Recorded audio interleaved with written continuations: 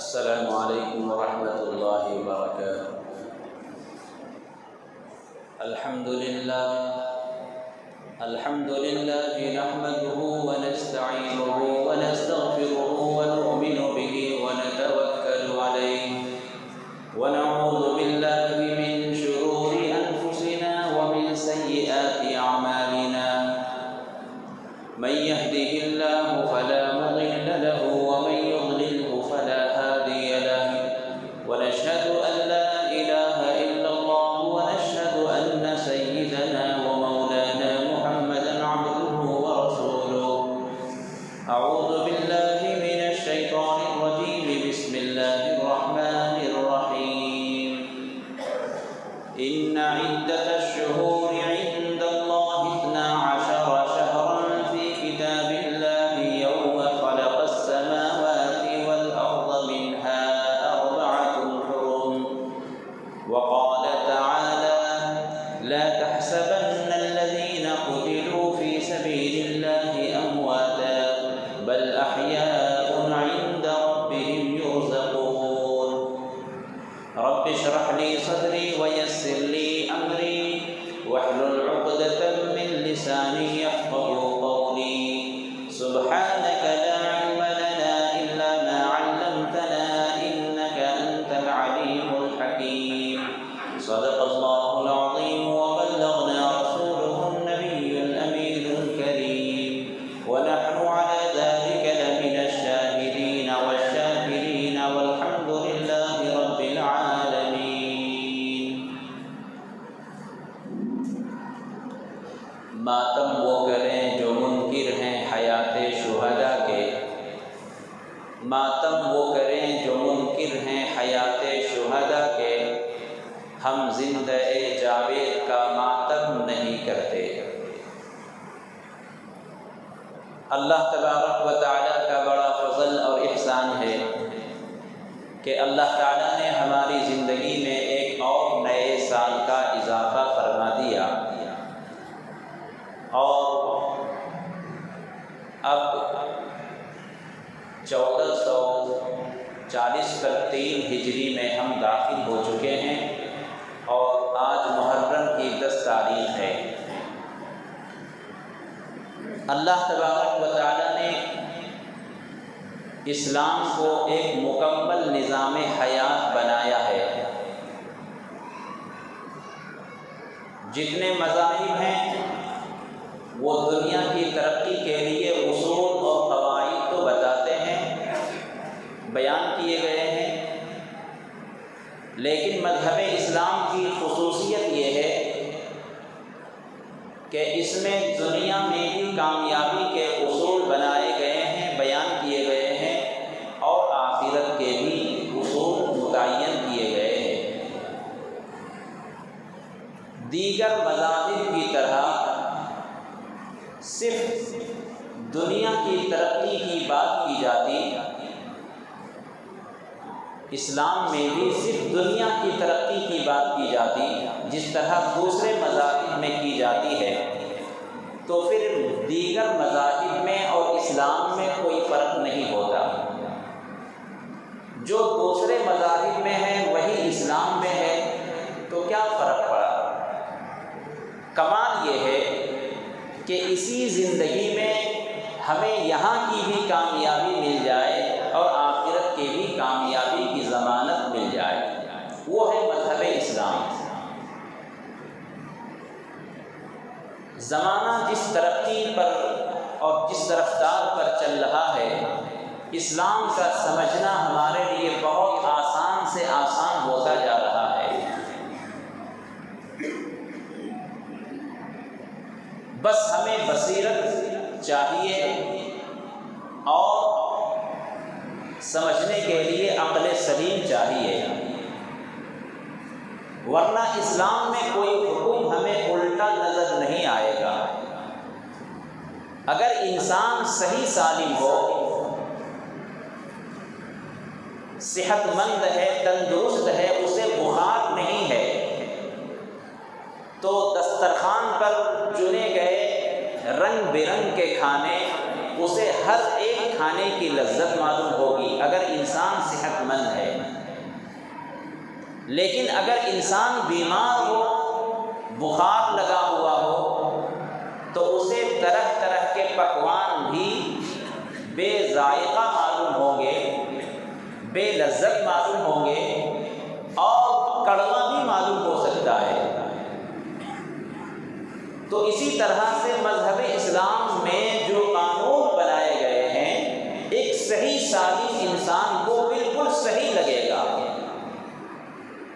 فطرت کے اعتبار سے جو سلیم الطبع ہے، بصیرت کی آنکھوں سے دیکھنے والا ہے، تو اسے اسلام کا کوئی قانون الٹا اور غلط نظر نہیں آئے گا۔ لیکن اگر کوئی اندر سے بیمار ہے، چاہے وہ کسی بھی قوم میں ہو، کسی بھی مذہب میں ہو، کسی بھی مذہب کا ماننے والا ہو، اگر اندر اس کا بیمار ہے، مسلمان ہی کیوں نہ ہو، اگر اندر بیمار ہے تو پھر وہ مذہب اسلام کے قانون کو، اصول کو، نظام کو الٹا سمجھے گا، اور ایسے لوگوں کے لیے بہت خطرے کی بات ہے۔ اللہ تبارک و تعالیٰ نے جو نظام بنا دیا ہے وہ حرف آخر ہے، قیامت تک وہ نہیں بدل سکتا، اور اللہ کا پسندیدہ مذہب یہی مذہب اسلام ہے۔ اب اس مذہب کے بعد دنیا میں کوئی دیگر مذہب آخرت کے لیے قابل قبول نہیں ہوگا۔ اگر کوئی عیسائی مذہب پر بھی چلتا ہے اور جو دیگر مذاہب ہیں، 4 آسمانی کتابیں ہیں، قرآن کے علاوہ 3 اور ہیں، اگر ان مذاہب پر بھی اگر اس زمانے میں کوئی چلتا ہے تو اس کو تسلیم نہیں کیا جائے گا، اس لیے کہ جس طرح سے اللہ کے رسول صلی اللہ علیہ وسلم نے تمام نبیوں کے بعد آخری نبی بن کر آئے، ہر نبی کو آخری تاج ٹانکنے والے آئے، قصر نبوت کو اپنی آمد سے اور اپنے وجود سے پورا کرنے کے لیے آئے، خاتم النبیین آپ کو کہا گیا۔ اسی طرح سے یہ مذہب اسلام خاتم المذاہب ہے، تمام مذہبوں کو ختم کرنے والا اور تمام مذہبوں کی کمیوں کو دور کرنے والا یہ مذہب ہے۔ تو یہ محرم الحرام یہ مذہب اسلام کا پہلا مہینہ ہے، اور اسی مہینے سے ہمارا ہر کام شروع ہوتا ہے۔ انگریزی تاریخ کا چلن ہے، دورہ ہے، فقہا نے اس کو منع نہیں کیا۔ آپ اپنے کاروبار میں انگریزی سال اور انگریزی تاریخ سے کاروبار کرتے ہیں، اس کو منع نہیں کیا گیا، لیکن عربی تاریخ کا یاد رکھنا بعض عبادتوں کے لیے یہ بہت ضروری ہے ہمارے لیے۔ تو چلو، مذہب اسلام میں اللہ تعالیٰ نے جو نظام بنایا ہے یہ ہمارے لیے بہت باعث رحمت ہے اور باعث راحت ہے۔ اللہ تبارک و تعالیٰ نے قرآن کریم میں مہینوں کے تعلق سے فرمایا کہ مہینوں کی گنتی 12 ہے۔ ان عدۃ الشہور عند اللہ 12 کہ مہینوں کی گنتی 12 ہے۔ 12 کے بعد 13 اگر کوئی بنائے گا وہ قابل قبول نہیں ہوگا، 12 سے نیچے اگر کوئی 11 بنائے گا اس کو بھی قابل قبول نہیں بنایا جائے گا۔ یہ اللہ تبارک و تعالیٰ کی طرف سے قرآن کریم میں لکھا گیا ہے، اعلان کیا گیا ہے۔ اور ان 12 مہینوں کو اللہ نے کب بنایا ہے، کب مقرر کیا ہے؟ یوم خلق السماوات والارض منها 4 حرم، کہ جس دن اور جس وقت اللہ نے زمین و آسمان کی تخلیق فرمائی تھی، جس وقت جب اللہ نے زمین و آسمان کو پیدا کیا تھا اسی وقت یہ 12 مہینے طے ہو چکے تھے۔ یہ کسی نبی نے نہیں بنایا یا کسی مذہب میں طے نہیں کیا گیا۔ اللہ نے جب زمین و آسمان کو پیدا کیا اسی وقت یہ 12 مہینے بھی مقرر کیے گئے، اور ان 12 مہینوں میں 4 مہینوں کو اللہ تعالیٰ نے بہت محترم بنایا، عزت والا بنایا، تقدس والا بنایا۔ وہ 4 مہینے کون ہیں؟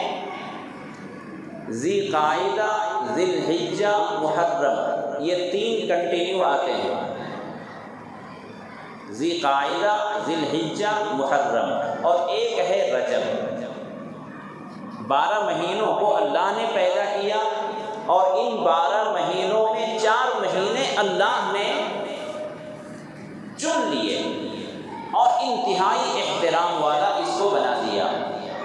صرف مسلمان ہی نہیں بلکہ زمانے جاہلیت میں کفار و مشرکین بھی ان 4 مہینوں کی عزت کرتے تھے۔ کفار و مشرکین جو نہ قرآن کو مانتا ہو، نہ نبی کو مانتا ہو، نہ جو اللہ کو مانتا ہو، ان کے نزدیک بھی یہ 4 مہینے بڑی عزت والے مہینے ہوتے تھے۔ اور عزت کس طرح سے کرتے تھے کہ ان مہینوں میں اگر وہ کبھی آپس میں لڑا کرتے تھے، ان کے یہاں لڑائیاں بہت مشہور تھیں۔ زمانے جاہلیت میں چھوٹی چھوٹی باتوں پر لڑائیاں کرتے تھے، جنگیں ہوتی تھیں، قوم کی قوم اس میں تباہ ہو جاتی تھی، خاندان کے خاندان اس میں قتل کر دیے جاتے تھے، اتنی معمولی باتوں پر لڑائی ہوتی تھی۔ لیکن ان 4 مہینوں کا حرم اور عزت ان کے دلوں میں اس قدر تھی کہ اگر وہ آپس میں لڑا کرتے تھے لیکن جیسے ہی محرم کا مہینہ آ جاتا، ذی قعدہ کا مہینہ آ جاتا، ذی الحجہ کا مہینہ آ جاتا، رجب کا مہینہ آ جاتا، تو وہ آپس میں اپنی لڑائیاں بند کر دیتے تھے۔ غور کیجئے، اس زمانے کے کفار و مشرکین کی سوچ اس مہینے کے تعلق سے کتنی اچھی تھی۔ اس وقت کے کفار و مشرکین اس محرم مہینے کی عزت کرتے تھے، اور لڑائی جھگڑے، شراب پینا، قتل و غارت گری کرنا، ڈاکہ ڈالنا، بڑے بڑے جو گناہ ہو سکتے تھے وہ اس مہینے میں چھوڑ دیتے تھے۔ اب ہمیں یہ کہنے کی ضرورت نہیں کہ آج اس وقت جو ہم خاندانی مسلمان ہیں، صرف ہم مسلمان نہیں، ہمارے باپ مسلمان، ہمارے دادا مسلمان، ہمارے پردادا مسلمان، کئی پشتوں سے ہم مسلمان ہیں۔ وہ کفار و مشرکین جو مسلمان نہیں تھے، وہ اس محرم کے مہینے میں آنے کے بعد گناہ ترک کر دیتے تھے، اللہ کی نافرمانی چھوڑ دیتے تھے۔ خدا کی عزت و جلالت کی قسم، ہر مسلمان اس نقطے پر غور کرے کہ ہم مسلمان ہیں، لیکن کیا ہم محرم الحرام کی ویسی ہی عزت کرتے ہیں جس طرح کفار و مشرکین زمانے جاہلیت میں کرتے تھے؟ کیا ہم نے جنت جاگیر سمجھ رکھی ہے؟ کیا ہم نے اللہ تبارک و تعالیٰ کو رشوت دے کر منا لیا ہے؟ یا ہم اللہ پر کسی بھی طرح سے روب جما سکتے ہیں؟ کیا ہم بہت خوبصورت ہیں؟ کیا ہم بہت مالدار ہیں؟ کیا ہم بڑے اونچے خاندان والے ہیں کہ اللہ کے پاس ہم جائیں گے تو اللہ کے فرشتے ویلکم کریں گے اور حساب کتاب نہیں ہوگا، سیدھے جنت میں چلے جائیں گے؟ سوچنا ہے میرے دوستو، ہم امت مسلمہ اور خیر امت ہیں، امت مسلمہ کے ساتھ ساتھ خیر امت ہیں، امت محمدیہ کے ساتھ ساتھ ہم خیر امت ہیں۔ سوچنا ہے کہ اللہ تبارک و تعالیٰ نے اس محرم کے مہینے کو کتنی عزت بخشی ہے کہ زمانے جاہلیت میں لوگ اس مہینے میں گناہ نہیں کرتے تھے۔ کیا ہم آج کے مسلمان بھی ایسے ہی ہیں؟ کیا یہ خیال ہمارے دل میں گزرتا ہے؟ سوچنا ہے، اور ہر مسلمان کی اپنی اپنی ذمہ داری ہے۔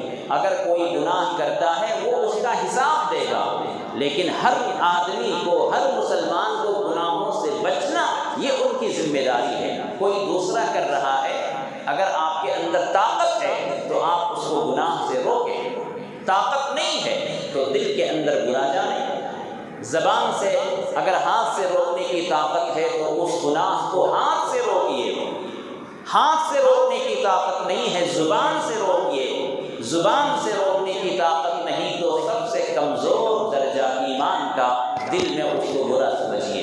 کیا نعوذ باللہ ہم ایسے دور میں آ گئے کہ ایمان کے سب سے کمزور درجے پر عمل کرنے پر مجبور ہو گئے، اپنے گھروں پر، اپنے ماتحتوں پر، اپنی بیوی بچوں پر اور اپنے دستے نگر لوگوں پر ہمارا اتنا بھی کنٹرول نہیں رہا کہ ہم اپنے ہاتھ سے گناہ کو روک سکیں، اپنی زبان سے گناہوں پر تنقید کر سکیں۔ کمزور درجے پر اگر ہم آ گئے ہیں تو اب اس کے بعد کوئی درجہ نہیں ہے۔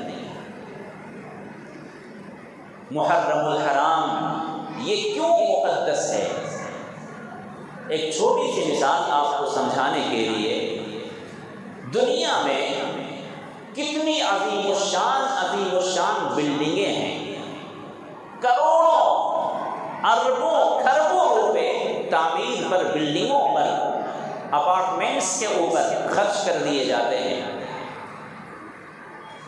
لیکن آپ کی نگاہوں میں جو احترام کعبہ کا ہے، آپ کی نگاہوں میں جو عزت بیت اللہ شریف کی ہے، آپ کی نگاہوں میں جو اللہ کے اس پتھر سے بنے ہوئے کعبۃ اللہ کی وقار ہے، عظمت ہے، خدا کی عزت و جلالت کی قسم اربوں کھربوں روپے خرچ کر کے بنی بلڈنگ کی اوپر وہ عزت آپ کے دل میں نہیں ہے۔ پوری دنیا کی دولت خرچ کر کے کوئی بلڈنگ بنا دی جائے، کیا کوئی آدمی اس کو کعبہ سے بہتر سمجھ سکتا ہے؟ نہیں، جبکہ کعبہ کی جو عمارت ہے وہ پتھروں سے بنی ہوئی عمارت ہے، نہ اس میں کلر ہے، نہ اس میں کوئی خوبصورتی ہے۔ اسی طریقے سے کعبہ کے علاوہ چلو دنیا کی بلڈنگوں کی بات چھوڑ دیں، دنیا میں اتنی مسجدیں ہیں اور عظیم الشان مسجدیں ہیں، ایسی مسجدیں ہیں کہ آدمی اگر جائے تو وہ تھوڑی دیر کے لیے وہ اپنے آپ کو کھویا ہوا پائے گا، گم شدہ پائے گا اور سوچے گا کہ میں کہاں آ گیا ہوں، یہ دنیا ہے یا جنت ہے؟ لیکن اس اربوں کھربوں کی بنی ہوئی مسجد کی عزت آپ کے دل میں اتنی نہیں ہے جتنی کعبۃ اللہ کی ہے، بیت اللہ کی ہے۔ آخر وجہ کیا ہے؟ وجہ یہ ہے کہ تمام مسجدیں یقیناً اللہ کا گھر ہیں، لیکن آپ ان مسجدوں کو بیت اللہ نہیں کہتے۔ دنیا کی تمام مسجدیں اللہ کا گھر ہیں، لیکن آپ ان مساجد کو بیت اللہ نہیں کہتے۔ بیت اللہ کہتے ہی فوراً ہمارا اور آپ کا ذہن کعبۃ اللہ کی طرف جاتا ہے، بیت اللہ شریف کی طرف جاتا ہے۔ ان اول بیت وضع للناس، سب سے پہلے روئے زمین پر جو مکان بنا ہے، جو اللہ کا گھر بنا ہے، وہ کعبۃ اللہ ہے۔ تو اللہ تبارک و تعالیٰ نے اس خانہ کعبہ کو اپنا گھر کہا، بیت اللہ اللہ کا گھر۔ تو اللہ کی طرف جب اس کعبۃ اللہ کی نسبت لگ گئی، اس خانہ کعبہ کی نسبت اور تعلق اللہ سے جڑ گیا، تو وہ کعبۃ اللہ دنیا کی تمام مساجد سے، دنیا کی تمام بلڈنگوں سے عظیم الشان ہو گئی۔ جس چیز کی نسبت اعلیٰ چیز کی طرف ہوتی ہے وہ ادنا چیز بھی اعلیٰ بن جاتی ہے۔ ایک چھوٹا سا کپڑا ہے، آپ نے دکان سے خریدا اور اس کو آپ نے کرچیف بنا لیا، آپ اس کرچیف کو، رومال کو جہاں چاہیں گے پھینک دیں گے، لیکن اگر اس چھوٹے سے کپڑے کو آپ نے قرآن شریف کا جزدان بنا دیا، غلاف بنا دیا، تو اب پہلے والے کرچیف کی نسبت میری طرف تھی، جہاں چاہتے تھے پھینکتے تھے، لیکن اگر اس کپڑے کو آپ نے غلاف بنا دیا، قرآن کریم کا جزدان بنا دیا، تو اب اس کپڑے کو جہاں تہاں نہیں پھینکیں گے، جہاں چاہیں گے نہیں پھینکیں گے، اس لیے کہ اس کپڑے کی نسبت اعلیٰ چیز کی طرف لگ گئی۔ تو ادنا چیز کی نسبت اعلیٰ کی طرف لگ جائے تو وہ ادنا چیز بھی اعلیٰ بن جاتی ہے۔ اسی طرح سے پتھر کی بنی ہوئی اس عمارت جس کو کعبہ شریف کہتے ہیں، کعبۃ اللہ کہتے ہیں، جب اللہ کی طرف اس کو نسبت حاصل ہو گئی تو وہ کعبۃ اللہ کی تعمیر اور بلڈنگ اور وہ مکان دنیا کی تمام تعمیر سے افضل ہو گیا۔ بس اسی طرح سے یہ محرم الحرام جو 12 مہینوں میں 4 مہینے جو احترام والے بنے، یہ عظیم الشان اور محترم کیوں ہو گئے؟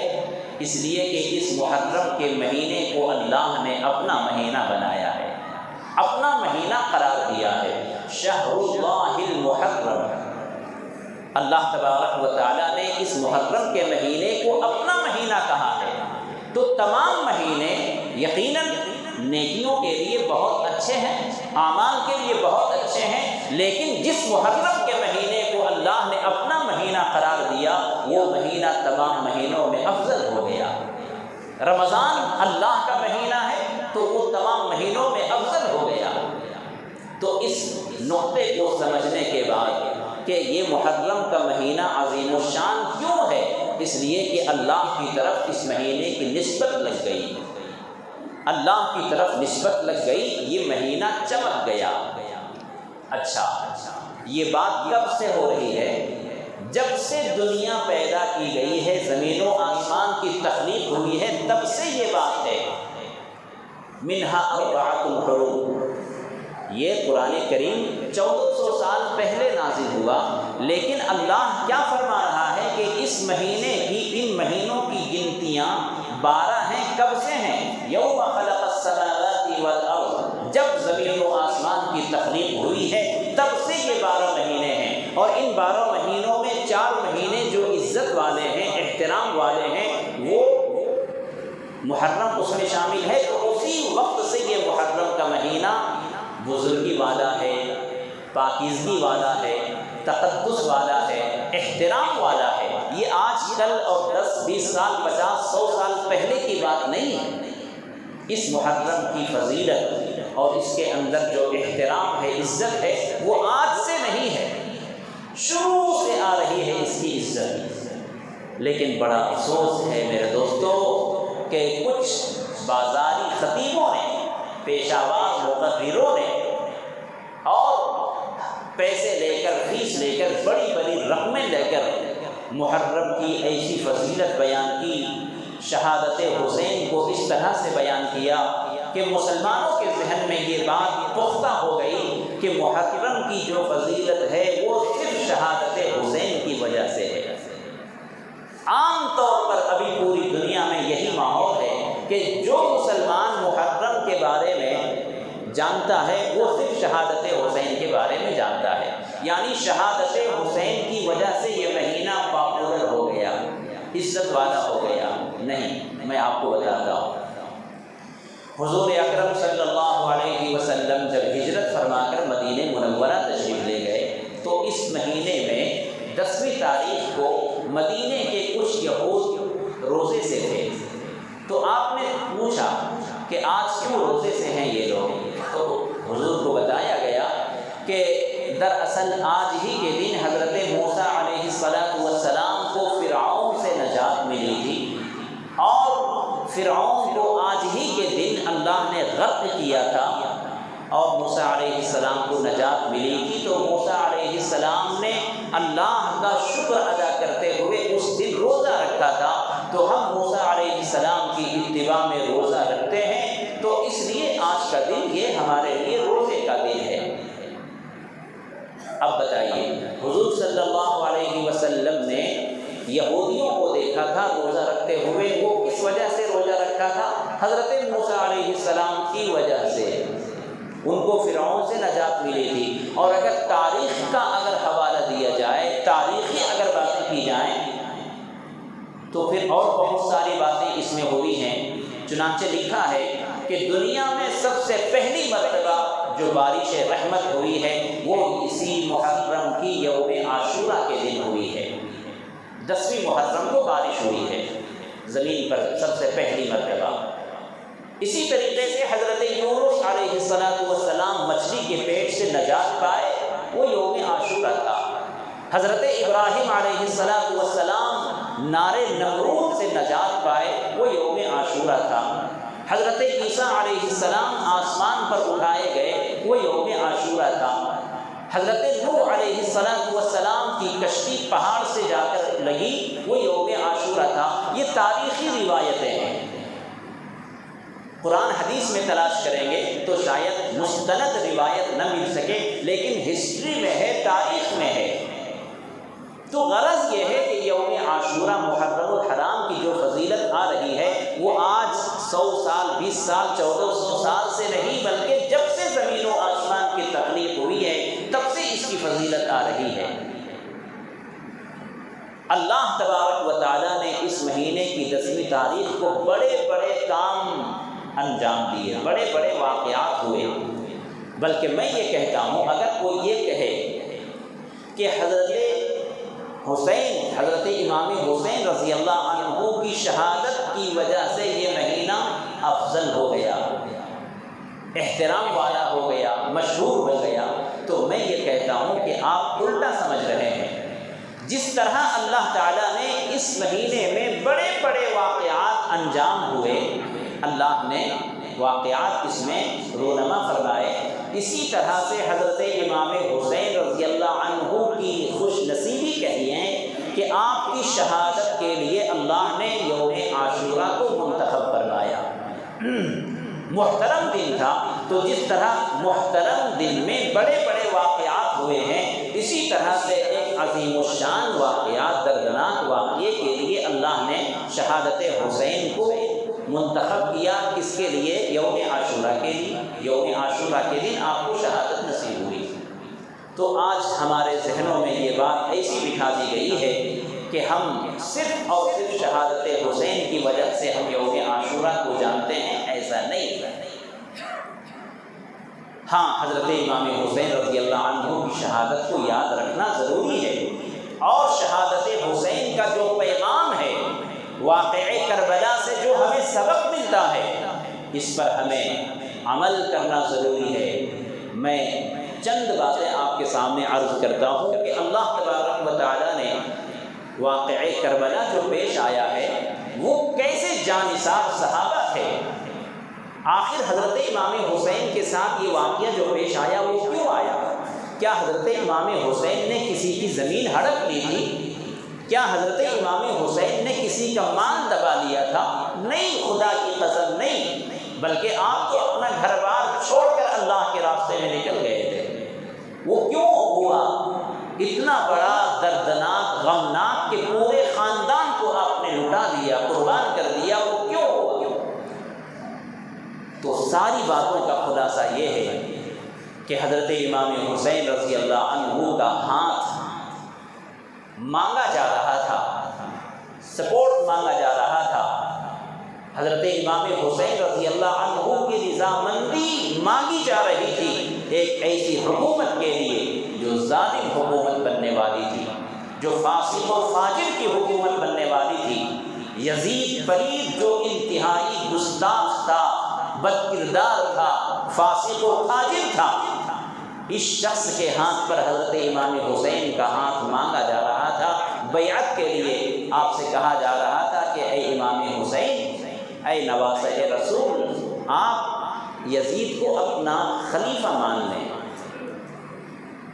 اور یزید کے بارے میں پوری دنیا جانتی تھی کہ وہ بڑا ہی بد کردار شخص تھا، فاسق و فاجر تھا، گنہگار تھا۔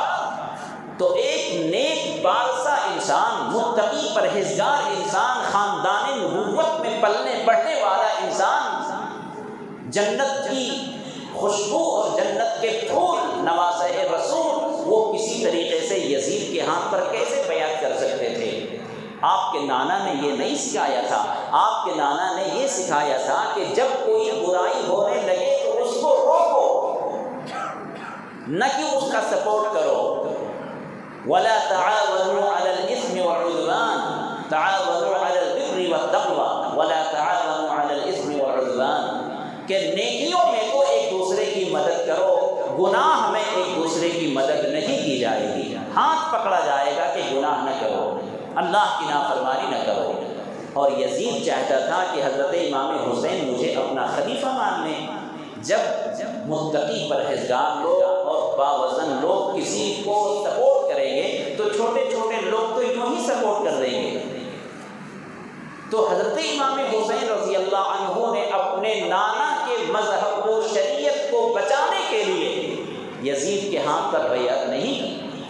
افسوس ہے مسلمانوں، جس وجہ سے یہ شہادت کا واقعہ پیش آیا، ہمارے آقا صلی اللہ علیہ وسلم کے مذہب کو، شریعت کو، دین کو بچانے کے لیے حضرت امام حسین نے اپنا ہاتھ نہیں دیا۔ آج اسی فاسق و فاجر کی ہم اخلاق اور عادتیں اپنائے ہوئے ہیں، وہی گناہ ہم کر رہے ہیں۔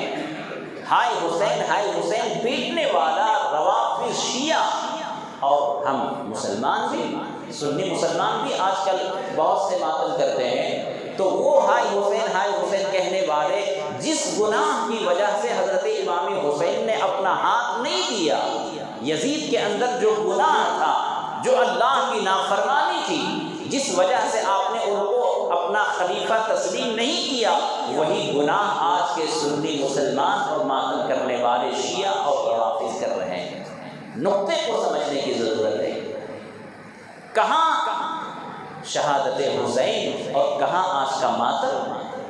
بہرحال واقعہ کربلا کو بہت تفصیل سے بیان کرنے کی ضرورت ہے، اور ہمارے ذہنوں میں جو غلط بٹھا دیا گیا ہے اس کو سمجھنے کی اور صاف کرنے کی ضرورت ہے۔ مجھے ابھی یہ عرض کرنا ہے کہ اللہ کے رسول صلی اللہ علیہ وسلم کے نواسے حضرت امام حسین رضی اللہ عنہ اور پورا خاندان آپ کا مظلوم طریقے سے، ظلم کے انداز میں شہید کر دیے گئے، تو اس شہید اعظم کا جو مقام تھا، جو پیغام تھا، جو ان کی طرف سے اعلان تھا، اس اعلان کو، اس پیغام کو ہم مسلمانوں کو چاہیے کہ ہم خود اس پیغام کو مانیں اور دنیا تک پہنچائیں۔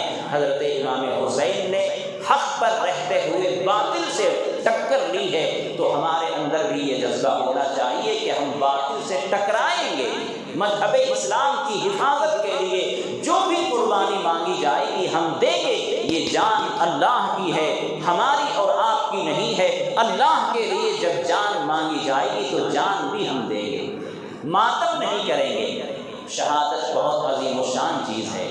حضرت عمر فاروق رضی اللہ عنہ جنتی ہیں، عشرہ مبشرہ میں ہیں، خلیفہ راشد ہیں، لیکن حضرت عمر فاروق رضی اللہ عنہ بھی اللہ سے دعا مانگا کرتے تھے، اللہم ارزقنی شہادۃ فی سبیلک، اے اللہ میں تیرے راستے میں شہادت مانگتا ہوں، شہادت کی دعا مانگا کرتے تھے۔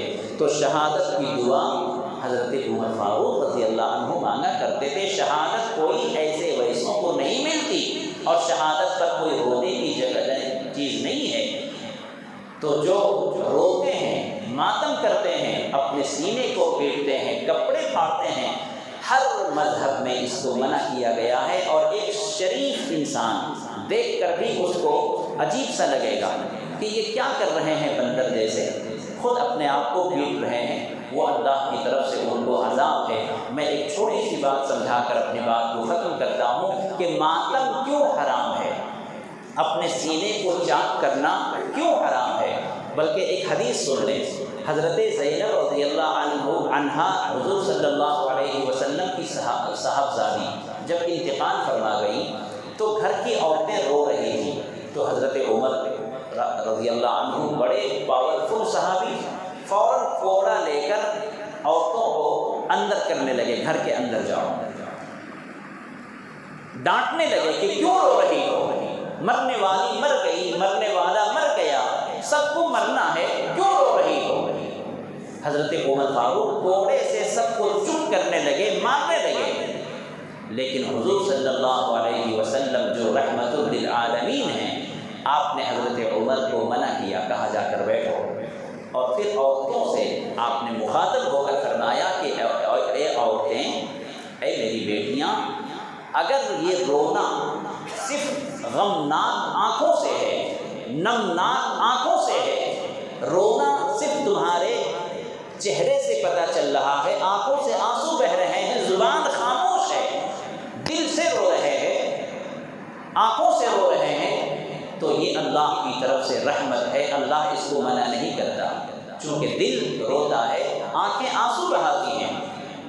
لیکن اگر کوئی زبان سے رو رہا ہے، چیخو پکار کر رہا ہے، واہ ویلا کر رہا ہے، شکایت کے الفاظ لا رہا ہے اور نہ جانے کیا کیا باتیں بک رہا ہے، اللہ کے رسول صلی اللہ علیہ وسلم نے فرمایا زبان سے رونا، چیخو پکار کرنا یہ رحمان کی طرف سے نہیں، شیطان کی طرف سے ہے۔ شریعت میں کسی کو منع کیا گیا ہے۔ اگر کسی کا بیٹا مر جائے تو کیا باپ نہیں روئے گا؟ روئے گا۔ کسی کی ماں انتقال کر جائے بیٹا روئے گا، کسی کی بیوی انتقال کر جائے شوہر روئے گا، اولاد انتقال کر جائے ماں باپ روئیں گے۔